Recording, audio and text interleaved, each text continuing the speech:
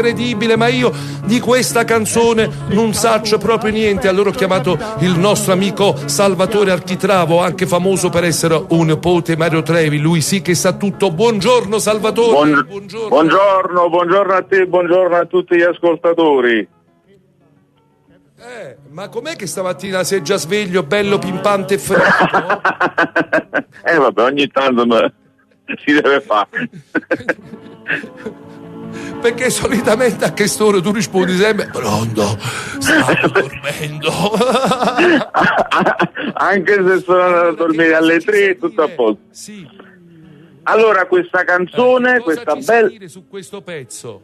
Sì. Questa bellissima canzone fu composta nel 1933 dall'autore Giuseppe Raiola, il quale si firmava con lo pseudonimo Raimir. Credo sia una delle pochissime canzoni dedicate a Torre del Greco, quindi proprio a Curallina è il nome degli abitanti, non è solo torrese, pure i Curallin, e lo so perché io sono per metà di Torre del Greco, quindi... Ma dai, non lo sapevo, quindi tu sei un Curallina? Io sono un mezzo Curallin. Ma che meraviglia! Senti, ma il cognome, siccome questo è un cognome tipico, no, di Torre, Raiola, tu hai detto Raiola, ma è Raiola o Raiola? L'accento non lo so, non te lo so dire.